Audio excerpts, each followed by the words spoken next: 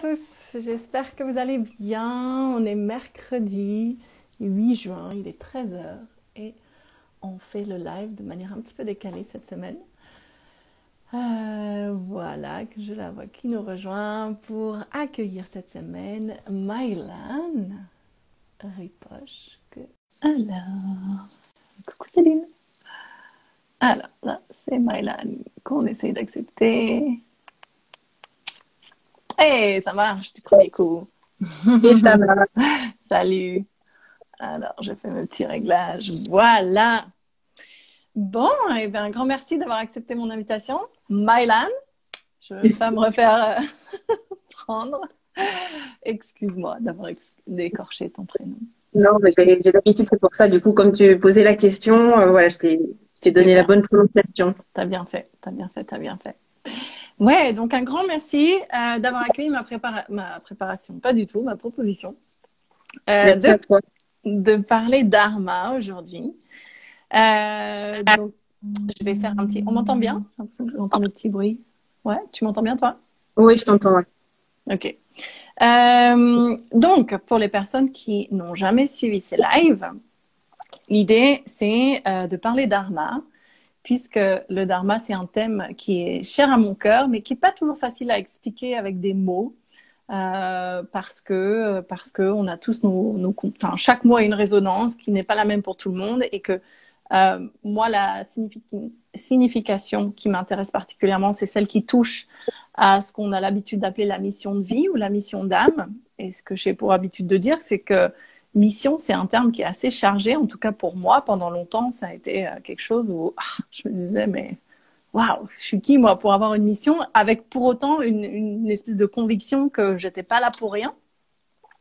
Voilà. Et du coup, en réfléchissant à ça, un jour, je me suis dit, bah en fait, il suffirait que je raconte des histoires. Quand tu racontes une histoire, finalement, il y a des choses qui passent différemment que quand tu essaies juste d'expliciter en trouvant les bons mots. Et bah, du coup, quoi de mieux que d'interviewer des personnes qui me donnent l'impression, en tout cas de là où je suis, de vivre leur dharma. Donc c'est de ça dont on va parler aujourd'hui, en utilisant du coup en trame de fond ton parcours de vie, Mylan, si c'est OK pour toi. Évidemment, tu partages ce que tu as envie de partager, ce qui te vient spontanément. Mm. Et l'idée derrière tout ça, c'est tout simplement de montrer que vivre son dharma, ça peut prendre plein de formes différentes, que c'est beaucoup plus simple que ce que ça en a l'air, même si le contexte d'aujourd'hui et nos divers conditionnements rendent les choses un petit peu compliquées, on va dire, parce qu'on sait plus faire que d'être soi-même, parce qu'en fait, ça revient essentiellement à ça, vivre son dharma. C'est juste vivre sa vérité, être en alignement avec soi, vivre depuis l'espace du cœur, avancer sur ce chemin, puisque c'est un chemin, c'est pas une destination. Ouais, et continuer à chaque instant, en fait, à sentir ce qui est juste pour nous et à suivre cette direction-là.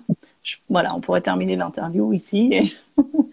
Mais voilà, c'est pas forcément aussi évident que ça au quotidien. Mm. Donc voilà, on va essayer d'illustrer tout ça à travers ton parcours de vie. Mm.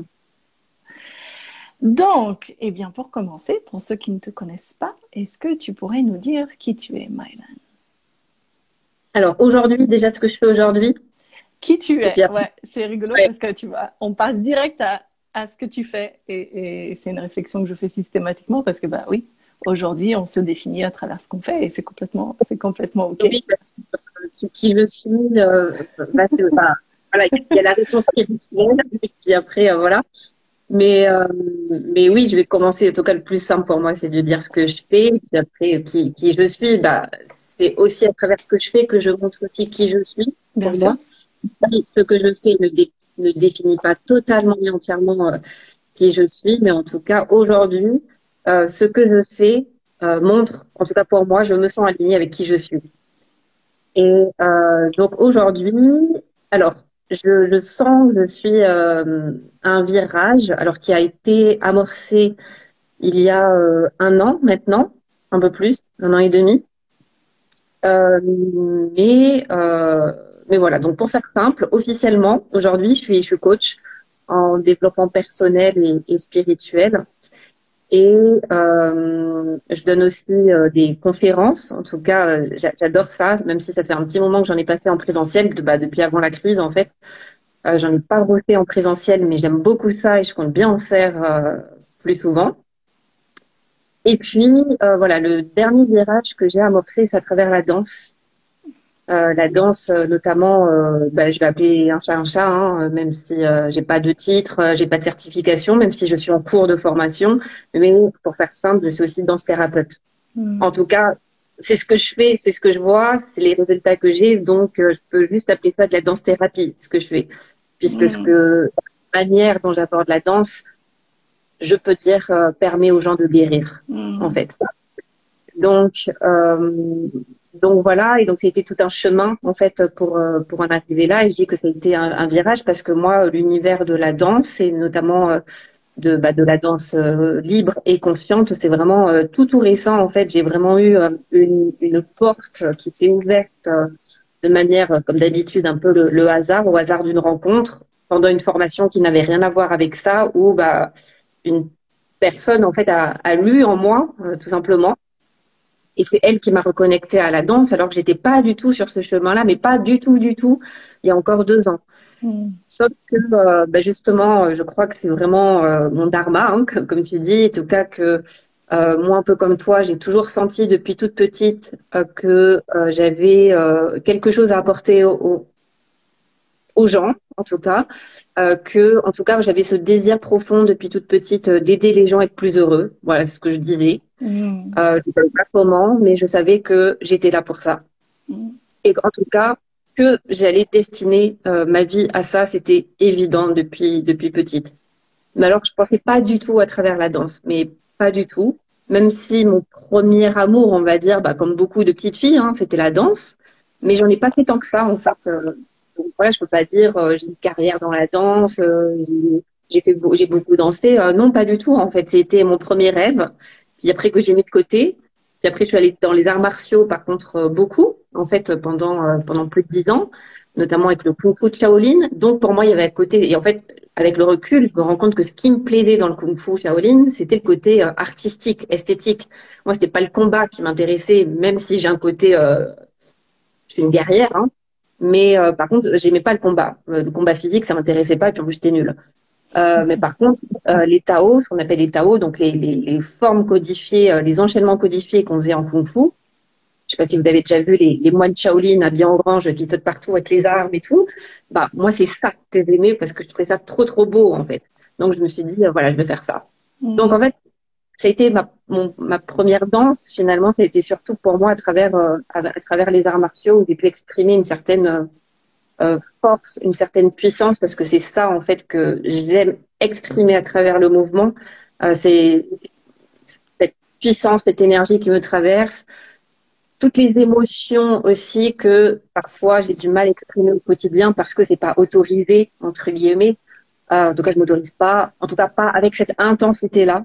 Et pour moi, le mouvement, la danse, c'est pour moi le seul espace que j'ai où je peux vraiment exprimer qui je suis dans toutes mes facettes. Mm. C'est beau. C'est beau, c'est beau. J'ai déjà tellement de choses sur lesquelles j'ai envie de rebondir. Déjà, merci d'avoir mis tout ça en mots parce que je sais que c'est pas forcément un exercice facile de se présenter comme ça à brûle pour point. Ça, il faut savoir que mes interviews, on les prépare jamais. Hein. C'est même si tu en regardes une ou deux, tu te rends compte que je pose un peu tout le temps les mêmes questions. Mais voilà, c'est vraiment du dans l'instant. Alors, il y a plusieurs choses sur lesquelles je voulais revenir.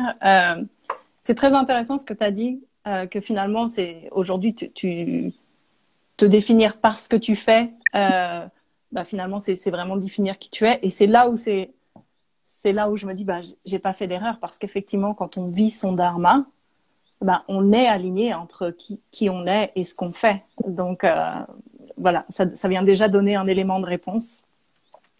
Et j'adore aussi parce que tu as déjà répondu à la question d'après. Finalement, ce qu'on fait, ça peut changer au fil de la vie. Et ça ne veut pas dire qu'on vit plus son dharma.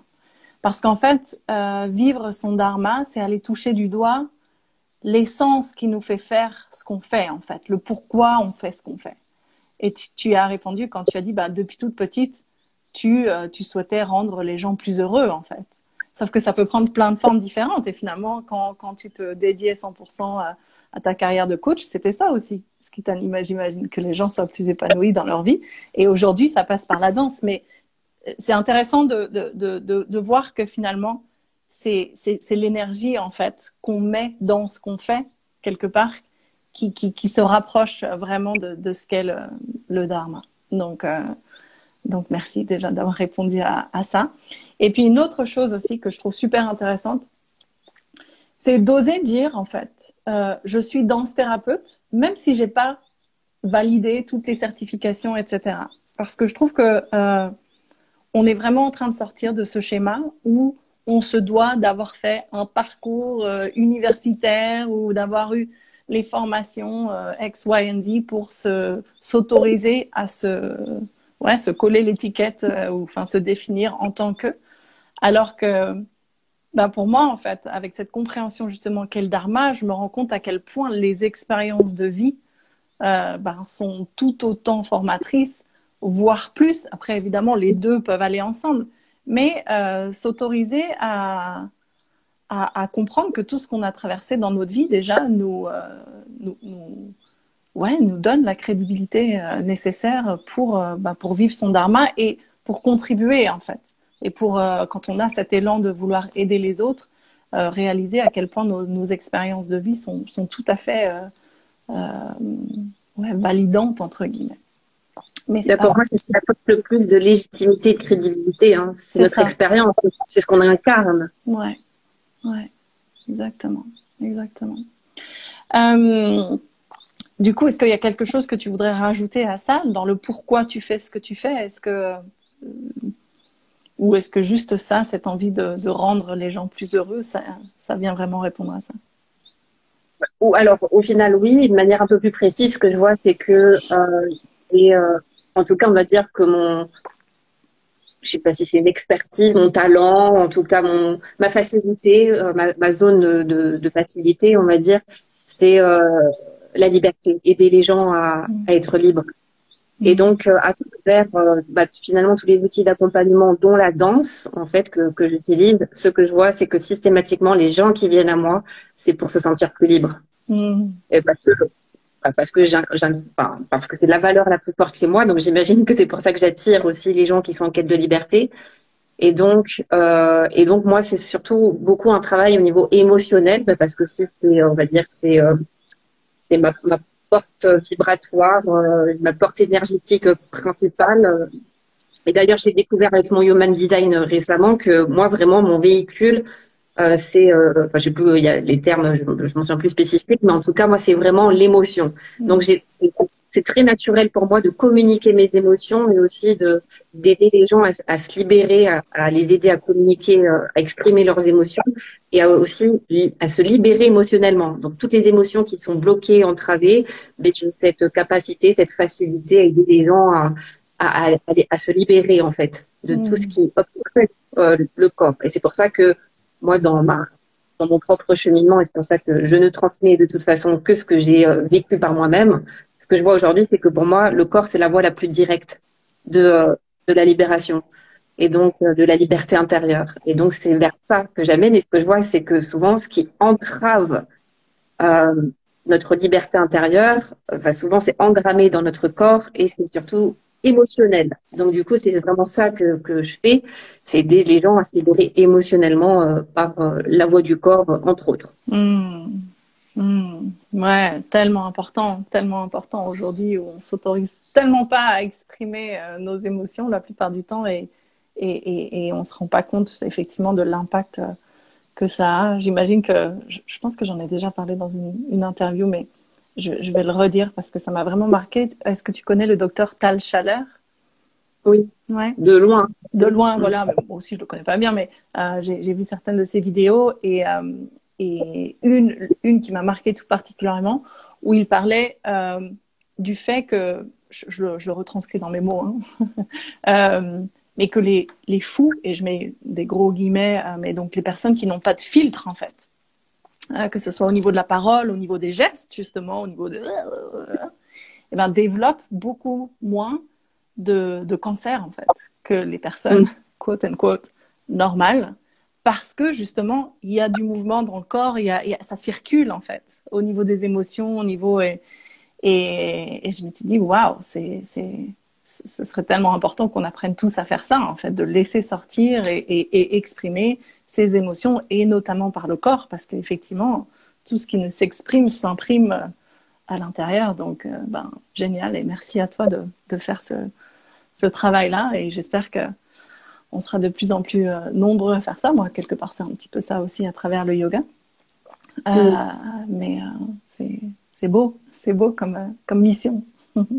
En tout cas, ouais, tu vois, pour rebondir par rapport à ce que tu dis, c'est que, là, typiquement, à mon dernier stage, il y a une personne qui disait, mais moi, je me sens, je sais pas quoi faire, je me sens ridicule, voilà, je me sens ridicule, je sais pas quoi faire.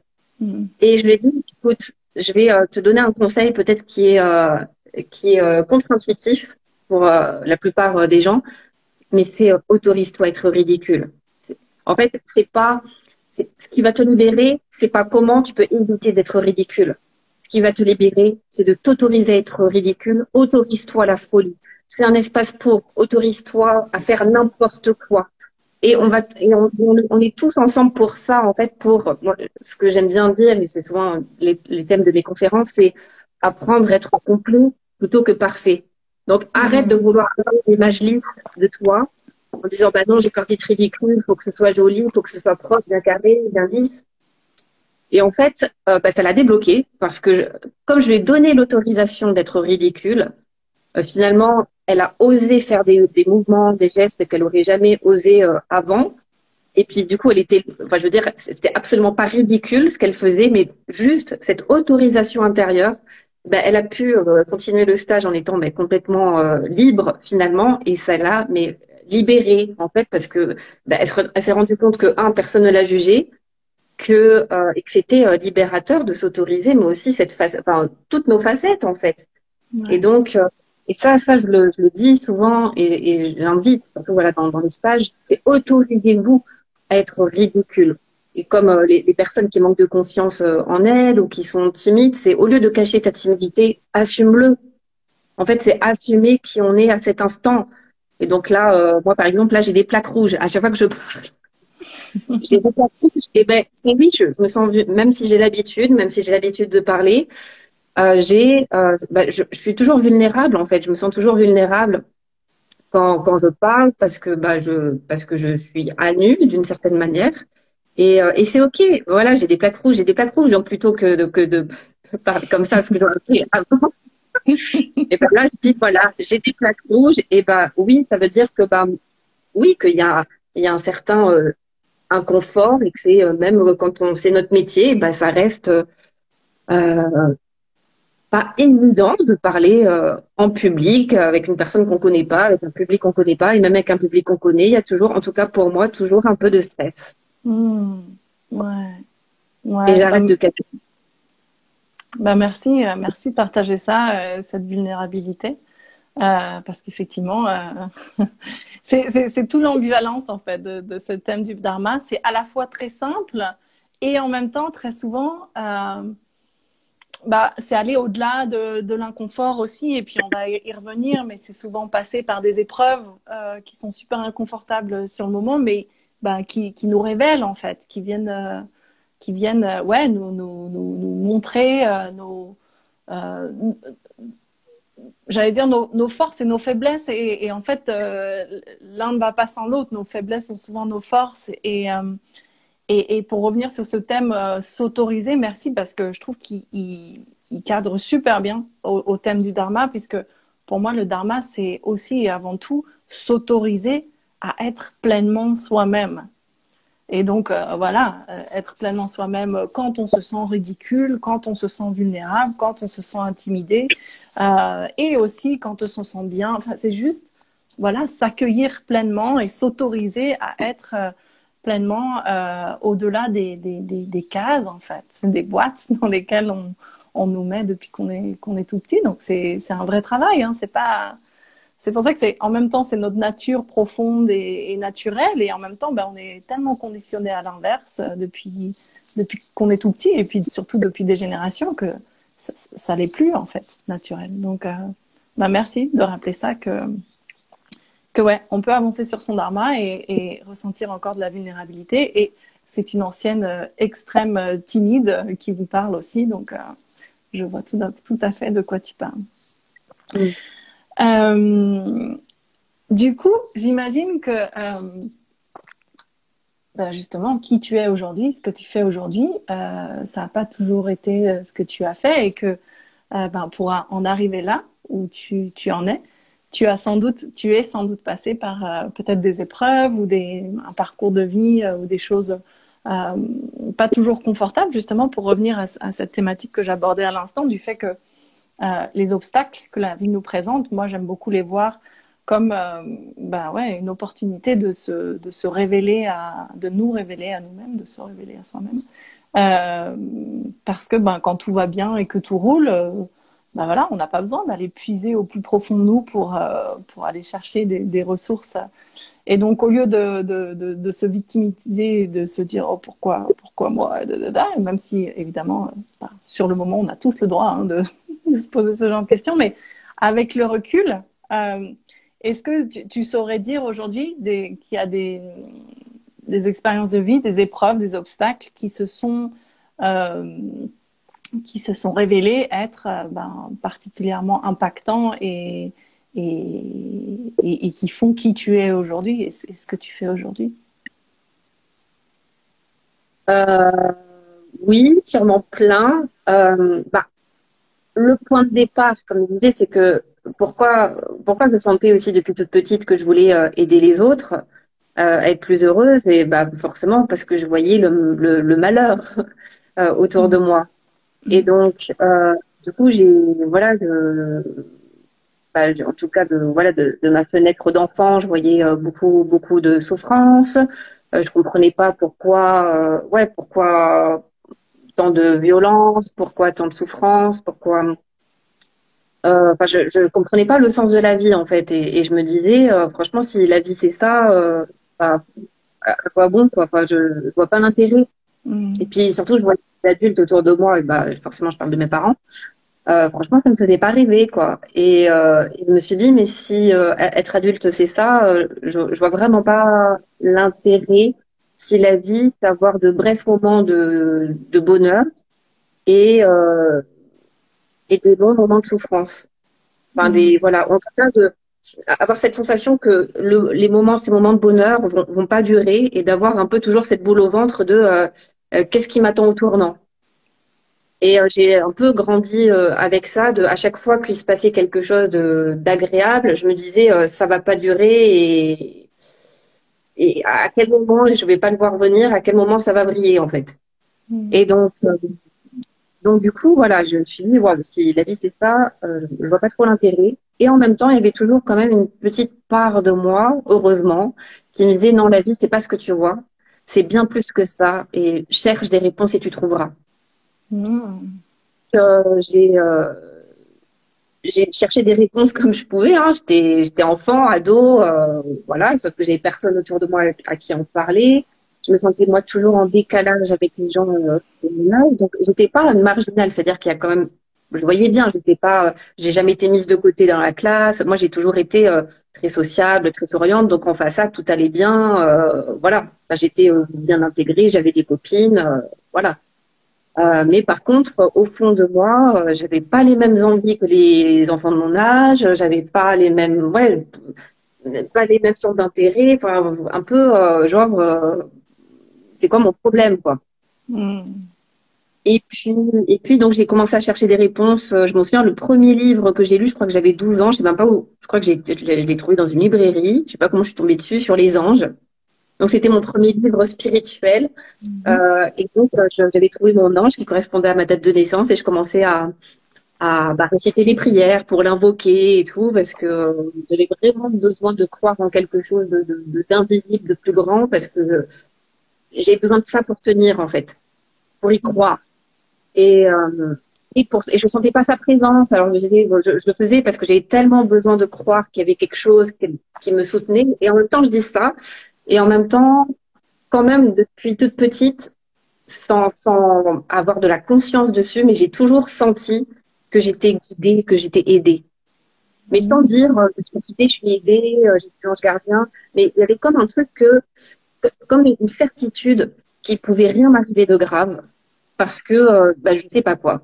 Je mettais pas encore des mots, j'avais même pas la conscience du ange gardien et tout, mais vraiment cette certitude qu'il pouvait rien m'arriver de grave et que au fond, voilà, vraiment ce truc de accroche-toi, continue, cherche. Et donc voilà, donc ça c'était le premier livre. Et puis j'écrivais souvent dans mon journal et tout, mais vraiment quand même très seule sur mon chemin. Et puis voilà, quand on dit, la fameuse phrase, quand l'élève est pris, le maître apparaît. Ben moi il est apparu quand j'avais 19 ans et c'était mon enseignant de kung-fu justement où j'ai commencé le kung-fu à l'âge de 19 ans. Et et du coup, c'était mon premier maître, en fait, sur mon chemin.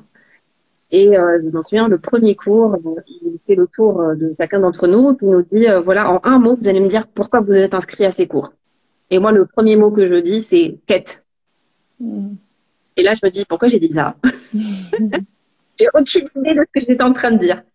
Et en fait, bah ouais, ça a été le début de ma quête spirituelle. Donc à 19 ans, avec mon prof de kung-fu et avec le kung-fu je dis pas sauvé la vie, mais en tout cas qui m'a vraiment apporté beaucoup sur mon chemin. Et donc j'en ai fait, j'ai changé beaucoup d'écoles, de clubs et tout, mais pendant 10 ans, on va dire. Et puis entre-temps, je me suis pété un genou. Mais mais voilà, donc ça a été un premier gros virage dans ma vie, c'était cette rencontre avec la spiritualité et surtout, oui, ce que j'ai oublié de dire, le plus important, c'est que en fait, ce qui a changé ma vie, ça a été le livre qu'il m'a prêté, le livre qui a changé sa vie quand lui avait 20 ans et qu'il m'a prêté, qui était Le guerrier pacifique de Daniel Mann, donc le roman initiatique. Et en fait, quand j'ai lu ce livre, ça a été une révélation parce que c'était la première fois que je trouvais enfin des réponses sur toutes les questions que je me posais sur le sens de la vie.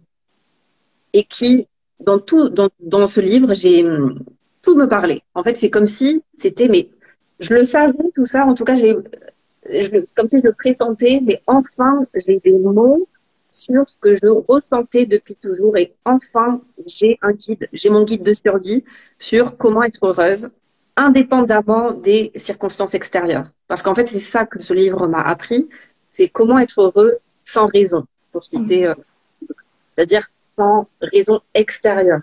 Bon, j'y arrive pas toujours, mais en tout cas, c'est ma voie, c'est mon chemin, c'est de trouver comment être heureuse sans raison. Et donc, du coup, j'ai compris aussi grâce à ce livre que le bonheur, voilà, justement, ne dépendait pas des conditions extérieures, mais de mon regard, en fait, du regard que je porte sur moi, sur les autres, sur la vie, de mon état d'esprit. Et pour moi, c'est ça qui a tout switché, en fait, c'est que, OK, à partir de maintenant, je veux plus être une victime, je vais prendre ma vie en main et je vais trouver le chemin du bonheur. Et quand je l'aurai trouvé, je le transmettrai aux autres. Et donc, ça a été le début, comme ça, de mon chemin. Et puis j'ai un côté, voilà. Et puis je me suis dit, moi, je vais être une guerrière pacifique. Et c'est ce que je suis devenue finalement à travers mon chemin. Et puis je pense aussi ma personnalité. Mais en tout cas, je me suis tellement reconnue dans cet archétype en fait de la guerrière pacifique. Et donc, j'ai surtout vu la guerre qu'il y avait en moi, en fait, contre moi, c'est-à-dire à quel point je m'aimais pas, à quel point je luttais contre moi-même, à quel point, en fait, ma lutte, mon Graal, c'était la perfection. C'est pour ça aujourd'hui que, entre guillemets, j'enseigne aux gens à être complets plutôt que parfaits, parce que moi, j'ai typiquement le syndrome de la première de la classe de toute personne. Et donc, moi, je vais être la première sur le podium. Donc, je fais tout bien comme il faut, je fais toutes les thérapies qu'il faut, tous les stages qu'il faut, je fais tout bien comme il faut, et pourtant, j'arrive pas à m'aimer, tu vois. Je sens qu'il y a toujours un truc qui bloque, quoi. Et c'est donc continuer le chemin. Donc, il y a eu cette première rencontre. Après, il y a eu une deuxième rencontre avec un intervenant à la fac qui était, c'était pas un prof, mais il était là, il nous a donné quelques cours en ressources humaines. Et il se trouve qu'il était coach. Et j'avais jamais entendu parler de ma vie, de ce métier. Et quand il nous a parlé de ton métier, j'ai eu la révélation. Je me suis dit, mais c'est ça que je veux faire. C'est pas assistante sociale, c'est pas travailler dans l'humanitaire, parce que je sentais que c'était pas exactement ça mon truc. Mais quand il a parlé du coaching, d'accompagner les gens justement, mais c'était pas être psy non plus, parce que je sentais que psy c'était pas mon truc. Je me suis dit mais c'est exactement ça. Donc deuxième maître, enfin dire ouais rencontre comme ça ange sur mon chemin avec cet homme en fait qui était coach et qui venait juste que je crois pour 3 heures ou 4 heures de cours. Il a juste été placé là sur mon chemin pour me dire voilà c'est par là. Et donc, c'était énorme parce que du coup, suite à mes études, bon, j'ai eu un CDI, je veux dire, comme beaucoup de gens. Mais par contre, dès le début, j'ai commencé ensuite à me former au coaching parce que je savais dès le début que moi, c'était le coaching et c'est tout. Donc, pour me sentir légitime, crédible et tout, parce que quand tu as 25 ans et que tu dis à tout le monde, je veux être coach, on te regarde et on te dit, oui, t'es mignonne, mais reviens dans 10 ans. Donc, je me suis dit, va falloir que je compense mon jeune âge par des diplômes, en fait. Donc, c'est comme ça que j'ai commencé à me former, et que j'ai cumulé ensuite mon activité de coach et de salarié pendant 6 ans, avant de faire le grand saut dans le vide en 2016. Donc ça, c'était aussi un autre gros virage. Et après, au niveau, moi, plus personnel et spirituel, pour faire le lien avec ce que je disais, c'est que moi, je me suis beaucoup battue et je le fais encore. Hein. Je suis pas arrivée contre moi, justement, pour pouvoir être parfaite, etc. Comment je peux m'améliorer. Donc, voilà. Et je voyais qu'à un moment, j'étais arrivée à un palier je suis fatiguée de vouloir m'améliorer. J'en peux plus. Et il se trouve que, donc en 2017, je fais un stage, une retraite je sais pas si tu connais peut-être, dont l'intitulé est Qui suis-je? Non, ça me dit rien. Eh ben, le principe, donc c'était une retraite de 6 jours, ouais, 6 jours. Enfin, cinq vrais jours, et le sixième, c'était le départ. Et donc, le principe, c'est de répondre à une seule et unique question pendant 12 heures par jour, pendant 6 jours. Qui je suis? Tu ne dois répondre qu'à cette question-là. Tu dois manger cette question-là. Tu dois dormir avec cette question-là. Tu dois les pisser avec cette question-là. Et tu dois être obsédé par cette question. Qui je suis? Qui je suis? Qui je suis? Et tu réponds dans ta tête ou tu réponds par écrit? Alors, en méditation et surtout en diade. Donc, à deux. Donc, après, tu avais une coach qui sonnait, je crois, toutes les 5 minutes. Après, tu changeais de partenaire. Mais tous les jours, donc tu dois poser la question à la personne qui est en face de toi en lui disant juste mot pour mot, tu rajoutes rien. Dis-moi qui tu es.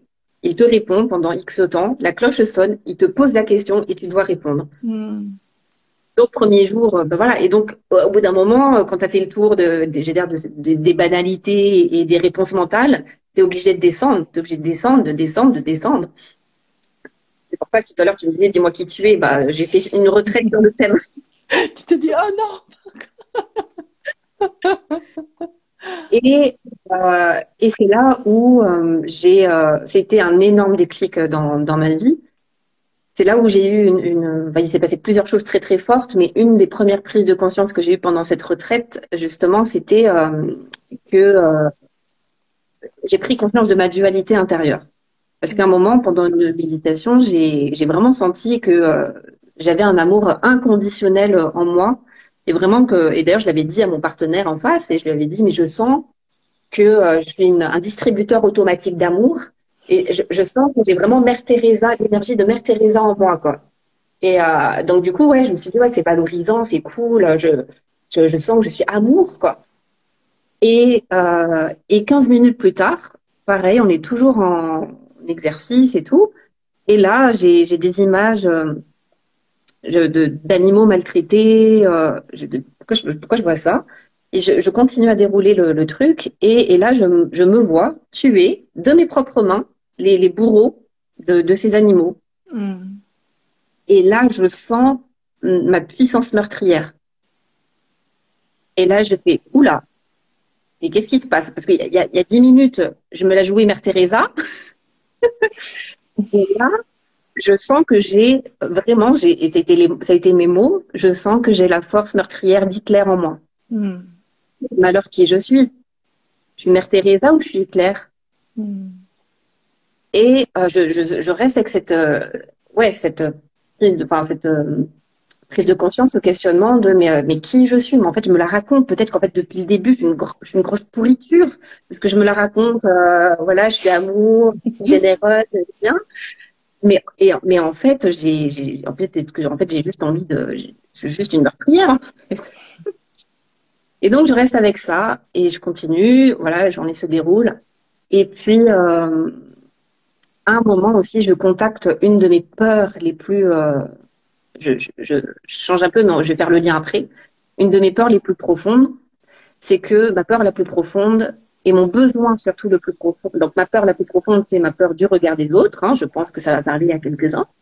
Et au-delà de ça, ce que je vois, c'est que le besoin derrière, et le fait de le verbaliser comme ça a ouvert une porte en moi. Je dis, mais en fait, mon besoin, c'est d'être regardée avec amour, peu importe qui je suis. Peu importe si je suis Mère Teresa ou Hitler, je crois que mon désir le plus profond, c'est d'être aimée, peu importe qui je suis et peu importe ce que je fais. Et là, quand je dis ça, il se passe un truc. Mais je sais pas quoi encore. À ce moment-là, c'était l'heure du petit déjeuner. Je sors dehors. Je sais pas ce qui se passe. Je lève les yeux au ciel. Et là, ça fait boum. J'ai encore de l'émotion, tu vois, quand j'en parle. Touchée par la grâce. En fait, au moment où je lève les yeux au ciel, je me sens regardée avec amour, telle que je suis. Et pourtant, je la raconte souvent cette histoire, mais alors là, je sais pas pourquoi ça me touche. Ouais, j'ai des frissons partout. Ouais. Et là, je sens que la vie, Dieu, l'univers, en tout cas à ce moment-là, moi, ce que j'ai senti, c'est que c'était l'énergie créatrice. En fait, moi, j'ai senti que c'était une énergie féminine. Et pour moi, voilà, en tout cas, ce qui m'est venu, c'est mais Dieu a l'énergie créatrice est féminine. Bah, de toute façon, c'est l'énergie créatrice. Hein. Mais en tout cas, j'étais en contact avec ce qu'on peut appeler la mère divine, le divin, mais pour moi, ça avait une texture maternelle, féminine. Et du coup, je sens cette présence, ce grand tout, me regarder et regarder du coup tout l'univers, tous les êtres humains avec ce regard d'amour inconditionnel. Et c'est la première fois. Et donc, à ce moment-là, quand ça me tombe dessus, parce que littéralement, ça me tombe dessus, et c'est tellement fort que je m'écroule par terre.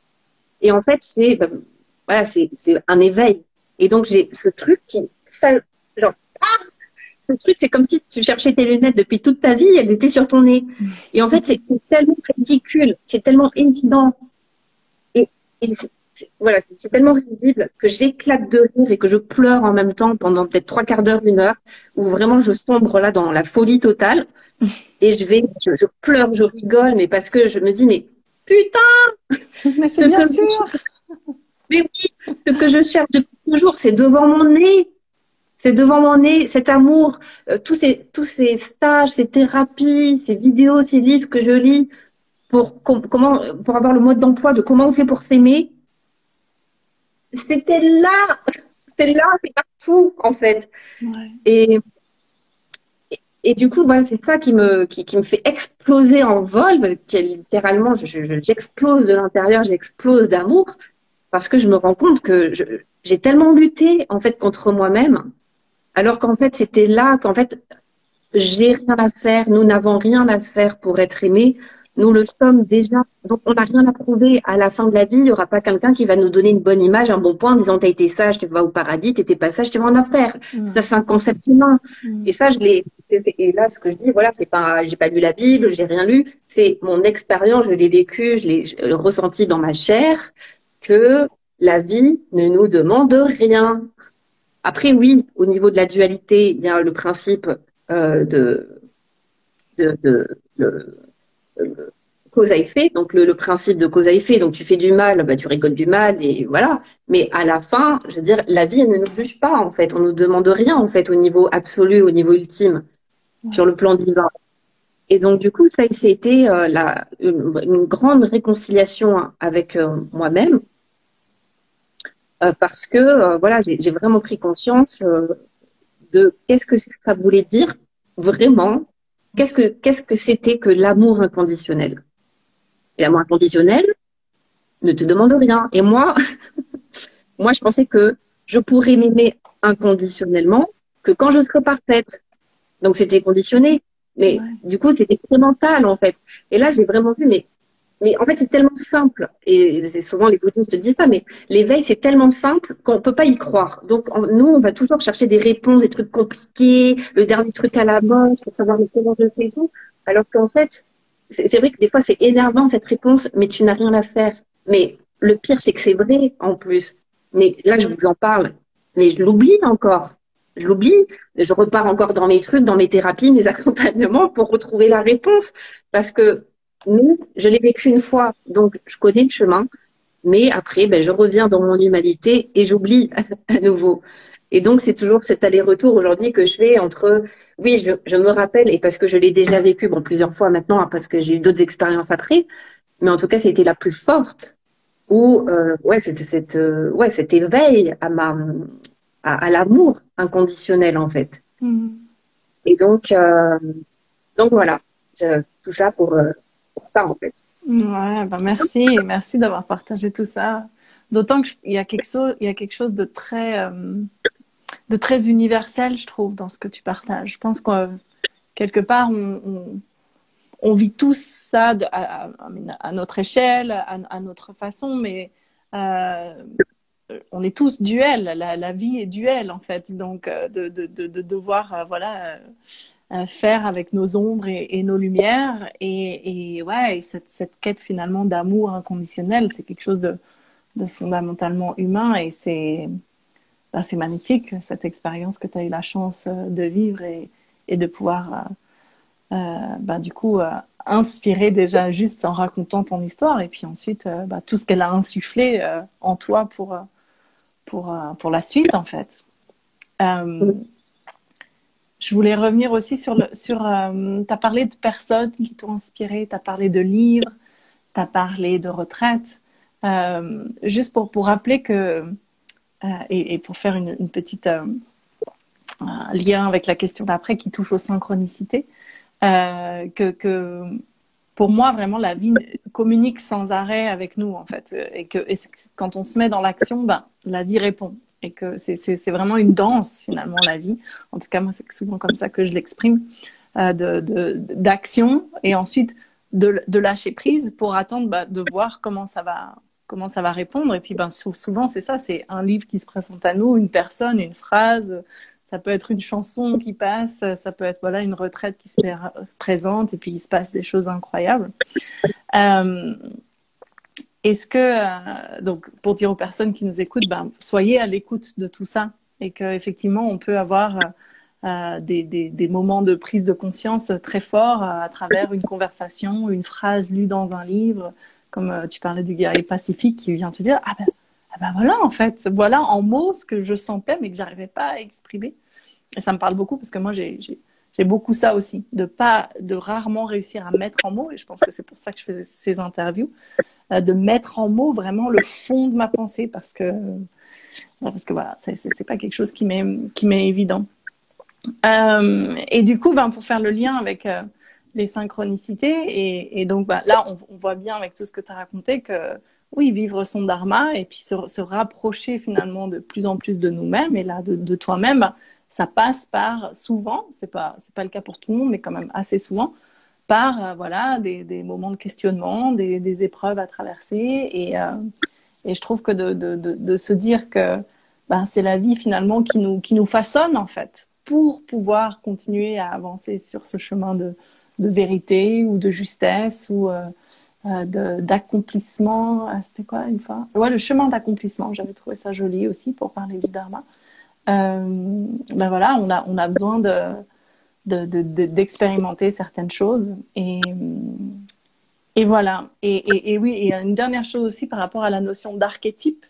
Je trouve le travail autour des archétypes très intéressant puisque de réussir à identifier des archétypes qui sont en nous, donc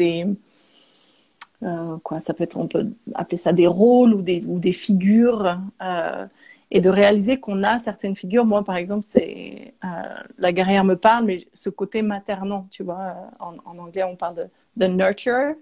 Bon, ça c'est pas la nourrissante. Ouais, voilà, mais j'aime pas tellement ce terme de nourrisseur. Je préfère la maternante, tu vois. Et je sais que moi, j'ai clairement ce et de s'autoriser en fait à réaliser, ok, bah en fait moi je suis comme ça, et même si il y a certains archétypes, on va dire, qui sont pas forcément valorisés dans la culture, ben, de s'autoriser à l'être quand même, parce que ben c'est notre nature en fait. Donc ça peut être un travail vraiment intéressant d'aller creuser de ce côté-là. Oui, du coup, pour revenir à cette question, sauf si tu as d'autres choses à rajouter sur le parcours initiatique, plutôt à travers les épreuves. Non, enfin, il y en a sûrement, mais... Ouais, déjà, merci d'avoir partagé tout ce que tu as partagé. Du coup, moi, quelque chose que j'ai expérimenté aussi dans ma vie, hein, parce que pareil, je parle de ces sujets et des épreuves et des synchronicités, parce que c'est des choses que j'ai vécues et que je vis encore au quotidien. Est-ce que toi aussi, tu as cette conviction, ou tu as eu l'expérience que lorsque tu avances dans une direction en particulier, si c'est la bonne, la vie te le fait savoir en fait, par des rencontres, par des opportunités, par des projets qui se manifestent, ou des prises de conscience incroyables qui se passent. Est-ce que c'est le cas, et est-ce que tu as, je sais pas, des belles synchronicités à nous raconter, même si finalement tu en as déjà parlé par rapport à ces livres et ces personnes qui ont croisé ton chemin? Il y en a deux là qui me viennent en tête. Donc, justement, comment j'ai reconnecté à la danse. En fait, c'était un truc de malade. Ouais. Donc là, à chaque fois, je me dis, wow, la vie est quand même créative avec moi. Enfin, et donc là, j'ai fait un stage. Tu connais sûrement François Breton. Ouais. Je l'interview dans 2 semaines. Ah, il a dit oui, parce qu'il dit pas oui facilement. Ouais. Hein. Et donc voilà, j'ai fait un stage avec lui, donc rien à voir avec la danse, hein, on est d'accord. Ouais. Et donc à un moment, on fait un exercice pour rencontrer, pour développer un peu nos perceptions intuitives, notre sensibilité, etc. Et là, c'était, pour faire simple, on rencontre avec un de nos guides. Et donc, on part en méditation et tout, puis on visualise. Il nous demande d'appeler un archétype. Donc là, c'est un archétype de dragon. Moi, ça me parle bien. D'ailleurs, c'est mon logo. Hein. Et voilà. Donc moi, je vois un dragon plutôt gris, mâle, mais avec un gros dragon, quoi. Plutôt un dragon un peu chinois, mais mâle et gris. Et donc voilà. Et donc, il nous répartit en petits groupes, donc de 10 personnes, à peu près une dizaine de personnes par groupe, et je me retrouve avec un de ses assistants. Et donc, le but de l'exercice était d'appeler notre dragon au centre du cercle, mais de ne pas dire ce que nous on avait vu, et les autres devaient définir l'énergie, finalement notre énergie, qui était au centre. Donc, vient mon tour, je passe quasiment en dernier, donc je me concentre, j'appelle mon dragon, et là, ça commence. J'entends, alors, énergie féminine. Ah, ok, non, pas du tout. Plein de couleurs, ça tourne. Ah, non, c'est pas ça. Non. Attends, j'ai oublié un truc très intéressant. Donc, je l'appelle. Et puis, je vois que au début, ça bloque. Enfin, il y a des gens, ils lancent un truc, mais enfin, ils ont du mal, tu vois. Et donc François Xavier, l'assistant de François, me regarde et puis il me dit non mais Maïlan, tu nous montres pas ton vrai visage. T'as un masque. Et je dis bah non, enfin j'en sais rien. Enfin, moi j'ai appelé, j'en sais rien. Il me dit demande à ton dragon de montrer son vrai visage. Il nous montre pas qui il est vraiment. Il me dit c'est un masque. Alors là j'étais choquée, surtout que quand même souvent, ce qui revient le plus souvent dans les retours qu'on me fait, c'est justement mon authenticité, mon honnêteté. Et donc là, on me dit, ouais, arrête de mettre un masque. Et je dis, bah non, je suis sincère. Et sauf que j'étais sincère dans mon masque, en fait. Parce que même moi, j'en avais pas conscience. Et donc, quand même, il est balèze. Parce qu'il sent que ce que j'appelle au milieu, c'est ce que je montre de moi, mais c'est pas moi. Donc là, je pose l'intention, parce que moi, j'ai aucune idée. En plus, je n'étais pas spécialement, clairvoyante. Voilà, j'avais pas l'impression d'avoir des dons particuliers, etc. Donc, je pose l'intention, je me dis, bon, bah, montre-nous ton vrai visage. Et là, voilà. Et c'est là que j'entends, ah ouais, alors, énergie féminine, ça tourne, ça a de toutes les couleurs, ça danse. Et je dis, ah, mais qu'est-ce qu'il dit?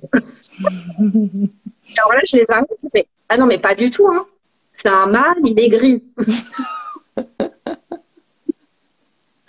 Et là, il me regarde droit dans les yeux et il me dit, mais tu danses, Maïlan? C'est ton métier, la danse? Je dis, ah non, pas du tout. Je suis coach en développement personnel. Il insiste, il me dit, mais tu as quelque chose avec la danse. Et là, je bug et je sens que, comme une flèche dans le cœur, il ouvre, ça fait vraiment intérieurement, ça, comme s'il me voyait en fait, et il me dit, mais si tu as quelque chose avec la danse, il faut que tu reconnectes avec ça parce que quand tu danses, tu actives ton énergie créatrice par la danse. Et là, quand il me dit ça, je fonds en larmes parce que mon mental comprend rien, mais mon âme sait que c'est ça. Et ouais, un truc de fou et je comprends rien dans tout sort de l'exercice. Je me dis, mais ça veut dire quoi? Faut que je reprenne la salsa parce que j'avais fait 3 ans un peu de salsa. Je me mette à la Zumba. C'est ça. Je me dis, je sais pas, faut que je reprenne la bachata, la kizomba, je sais pas. Et je me dis, mais non, c'est pas ça.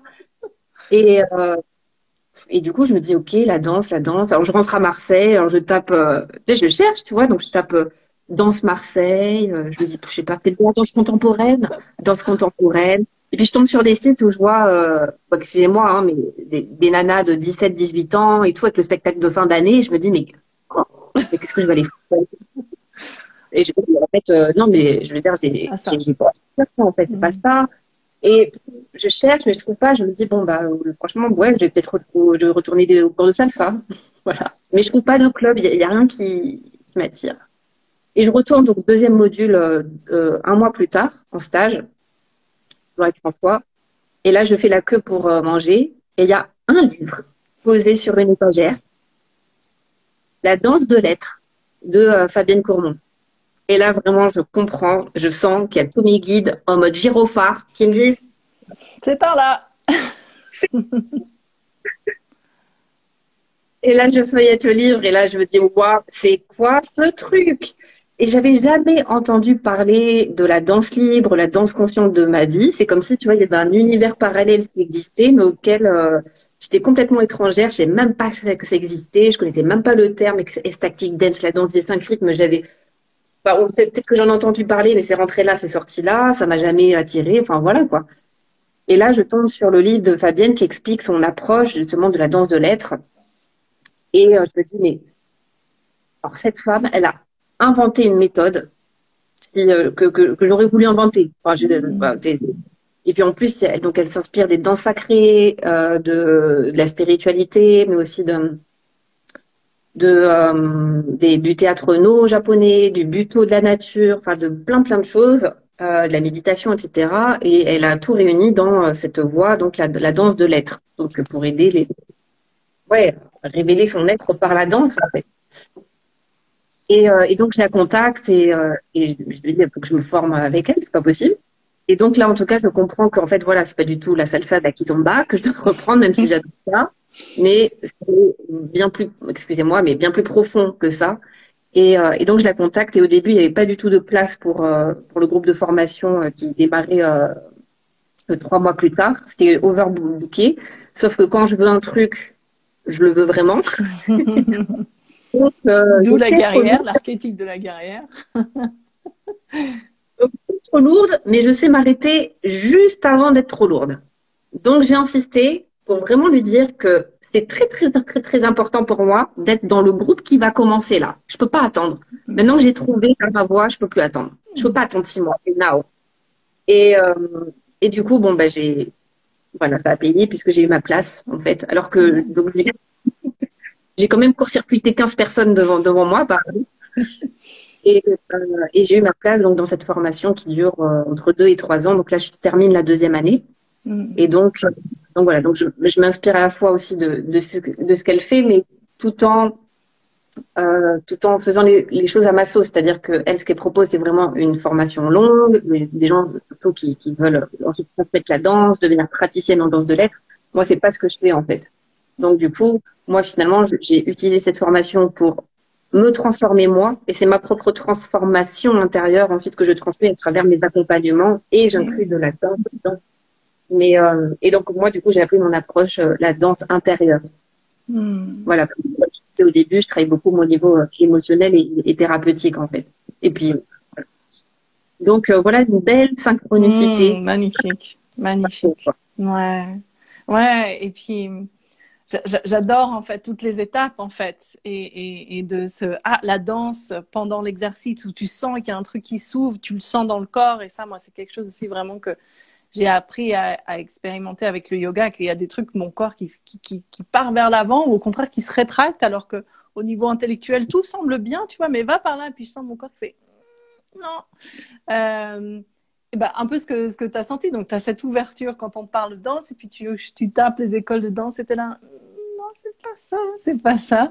Et ce livre qui arrive, c'est juste magique. Et en fait, pour moi, la vie, c'est ça, quoi. Enfin, vivre son dharma, et en fait on vit tous notre dharma, et si vraiment on s'autorisait à écouter tout ça, et ben la vie, la magie de la vie, elle se manifeste au quotidien, tout le temps, et c'est tellement beau, c'est tellement beau. Merci pour cette belle histoire, c'est trop chouette, c'est trop chouette, j'adore. Enfin, vraiment le genre d'histoire qui me met la banane, parce que ouais, c'est ça en fait, c'est trop beau. C'est trop beau, c'est trop beau. Donc aujourd'hui, tu as commencé, j'ai vu que tu faisais déjà des stages autour de la danse. Oui. Ouais, génial. Et par exemple, ça va très vite. Le premier, c'était en octobre dernier, et puis là, j'en ai déjà fait 3. Le prochain est en octobre prochain. Et j'hallucine parce que vraiment, quand on est aligné, vraiment, et c'est ce que je transmets moi dans mes accompagnements, c'est que quand on est aligné, les portes s'ouvrent. Enfin, je veux dire qu'on n'a pas besoin d'y aller à la hache de guerre. Voilà, c'est clairement, ça demande des efforts de se mettre en action. Mais vraiment, quand on est aligné, la vie nous aide. Hein, la vie nous aide toujours, hein, même si en apparence, on n'a pas l'impression. Mais en tout cas, moi, je vois qu'à partir du moment où j'ai vraiment, je me suis alignée sur la danse, du coup, voilà, ça m'a fait ça. Et alors, bien sûr, le premier stage, comme c'est le premier, du coup, j'ai eu un peu plus de mal à le remplir, mais après les prochains, j'étais complet, et même over complet avec des listes d'attente et tout. Oui. Donc, parce que tu as gagné en confiance, toi aussi, en fait. Oui, en confiance. Et puis voilà, et puis j'ai eu la preuve que ce que je proposais, ouais, ça transformait des vies, quoi. Donc, et du coup, mais j'hallucine ouais, l'expansion que ça m'a donné dans ma vie, dans mon activité, depuis que j'ai ouvert cette porte-là. Alors que moi, avant ça, j'étais déjà alignée, hein, le coaching, les conférences. Pour moi, ma route, elle était tracée. Hein. Et puis là, j'ai presque tout basculé en disant oui, mais pas tout à fait. Regarde, par là. Et c'était hallucinant l'expansion que ça m'a donné derrière, en fait. Je vois vraiment ça comme tu vois, une autre corde à ton arc, quoi, qui a été rajoutée. Et ça ne veut pas dire que, tu vois, tu continues pas d'inspirer à travers tes conférences ou tes coachings et à rendre les gens plus heureux. Bah voilà, maintenant, tu as une autre corde à ton arc pour avancer sur ce chemin-là. Génial, génial. Bah, merci beaucoup pour tout ce que tu nous as partagé. Ça fait déjà 1 heure presque qu'on parle. Ça passe toujours très vite. Est-ce que pour terminer, tu aurais un dernier conseil à partager avec les gens qui nous ont écoutés en direct ou ceux qui nous suivront en replay? Une phrase que j'aime bien dire souvent, c'est aller là où la joie vous appelle.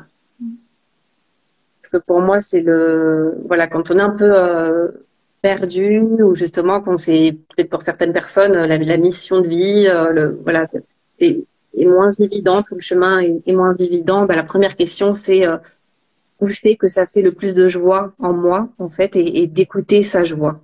Où c'est que c'est le plus mieux pour moi et voilà, en tout cas ça fait partie de mes indicateurs, de ma boussole intérieure. Si j'ai plus de joie, c'est qu'il y a un truc qui va pas, qui est plus aligné, et donc où est-ce qu'elle est? Et c'est elle qui va m'indiquer le chemin en fait. Mhm. Absolument. Ouais. Moi, j'aime bien dire que la joie, c'est comme les petites graines, tu sais, du petit pousset, quoi. C'est les choses qui nous mettent en joie, c'est ces petites graines qui ont été plantées en nous, justement, pour nous indiquer le chemin et la direction à suivre pour se sentir bien, en fait, tout simplement. Parce qu'une fois qu'on se sent bien nous-mêmes, et ben là, on peut contribuer aux autres. Parce que c'est vrai qu'on dans cette notion de dharma, il y a aussi évidemment une notion de contribution. De contribution. Génial. Ben, écoute, merci beaucoup pour tout ça. Ton actualité du coup du moment, on peut te retrouver donc sur ton compte Insta, sur ton site, et donc tu as des retraites à venir autour de la danse. Est-ce que tu veux terminer avec Et ça? les réseaux sociaux, Maïdan Ripoll, donc à mon nom, je suis pas mal présente sur YouTube aussi, donc je fais pas mal de vidéos. Enfin, j'en faisais, mais j'ai un peu ralenti. Et la prochaine immersion donc de 5 jours, elle est déjà à moitié remplie. Donc ça sera du 30 octobre au 4 novembre en Ardèche. En Ardèche. Ok. Génial. Ben voilà, si vous avez si vous avez senti l'élan, l'appel du cœur pendant cette interview, ben suivez, parce qu'en général, quand il y a un élan, il y a de belles choses qui se passent après, quand on ose, quand on s'autorise à le suivre. Ah, je connais Pierre et Véronique. Gros bisous. Ouais, c'est vrai. J'ai vu des petits commentaires passer. J'essaie vraiment de rester présente sur la personne que j'aime. Et euh, voilà. Si vous avez des questions, si c'est OK pour toi qu'on t'envoie des messages sur Insta, si vous en avez pour moi, n'hésitez pas non plus. Et puis, ben, un grand merci à toi, Mylan, et puis aux personnes qui étaient là avec nous pendant ce live. Et évidemment, je mettrai le replay tout de suite, comme ça. Merci. Ouais. Eh ben, une belle fin de journée, une belle fin de semaine. Encore merci de ton temps et puis à très bientôt. À très bientôt et merci encore. Merci à tous. Avec plaisir. Au revoir tout le monde. Salut Mylan. Ciao.